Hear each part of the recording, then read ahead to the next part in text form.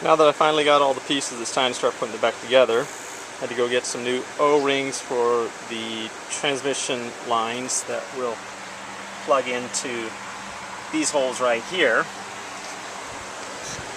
When you start putting it back together, pay close attention to the transmission lines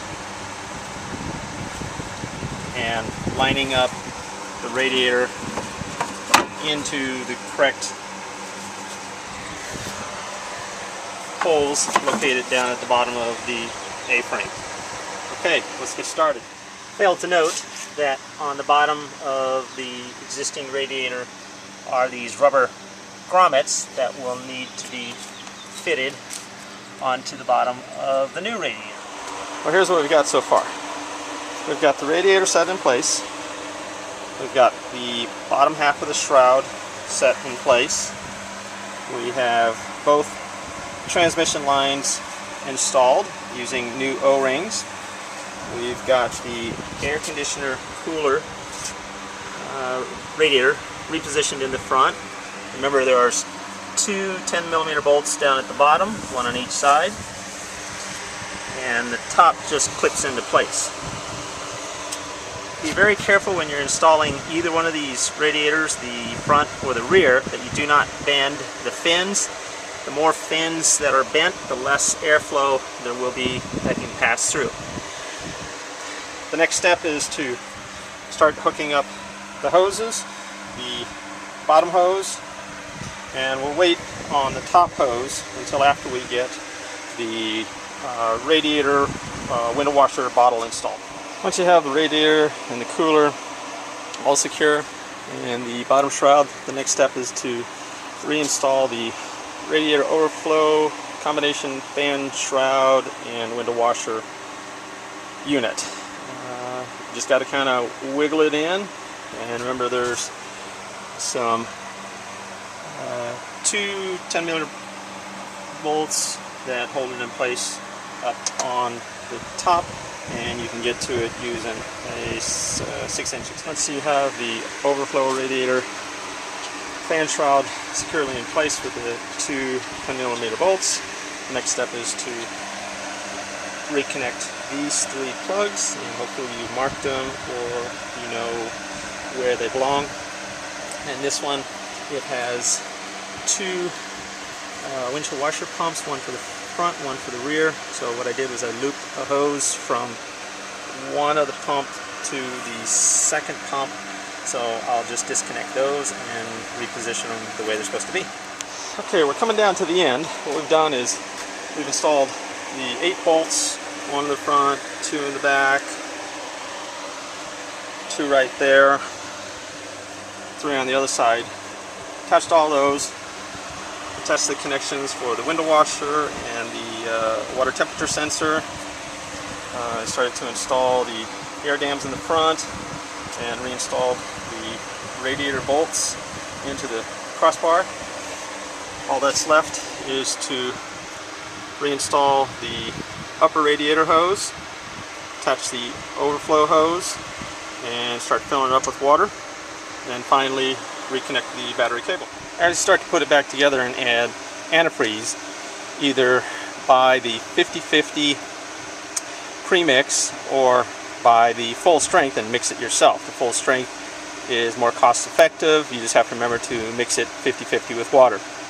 Do not add 100% antifreeze. It will not work, and if you only add water, it will overheat too easily.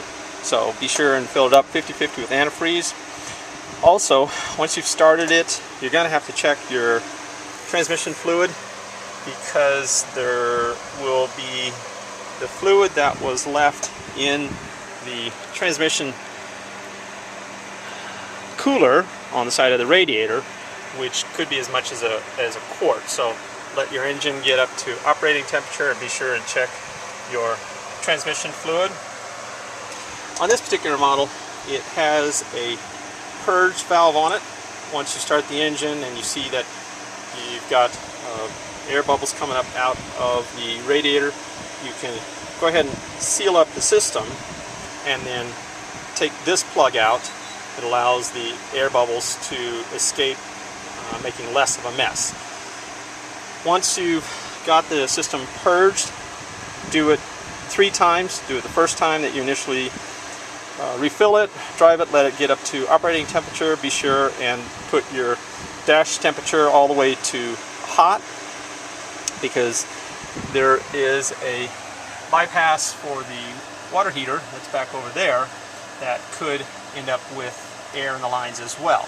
So let the system completely fill up, get hot, let it cool down, purge the air out of this purge port, and do it 3 times and it should be good to go. Last thing I need to do is clean the battery terminal again. I did have it cleaned the last time I replaced the heater hose, but that antifreeze that was spraying out there ate away all of the protective coating, so I'll need to redo it again. Good luck on your endeavors, and I hope you found this video to be helpful. These are where the fan shroud attaches on the bottom and the top. The new radiator doesn't have the clips that has the retaining nut built in, so you'll need to remove these and install on the new radiator prior to reinstallation. On the end of the transmission lines that go into the radiator are these little rubber O-rings. Might as well take it off and replace these while you're at it. No sense putting it all back together and find out that now you have a transmission leak. These are just little O-rings that can be purchased at any automotive parts store. And something else to look at while you're here is your serpentine belt. Mine was just replaced not too long ago, so mine's in pretty good shape, but as long as you got everything torn apart this far, might as well fix everything if it needs to be replaced now, rather than coming back in a few months and having to replace it. Serpentine belt is only about $18 to $25 depending on the model or your parts store. If you're going to replace it, this is the tensioner that you put a socket on that and release the tension and the belt comes off. I'm not going to go into detail on how that comes apart. As you can see, last week I just replaced the water pump and I also replaced the top radiator hose. So I'm not having much luck this week, but after this radiator gets put back in, and I found out that the electrical fan is no good, so I'm on my way back to the parts store to see how much it's going to cost for an electric fan.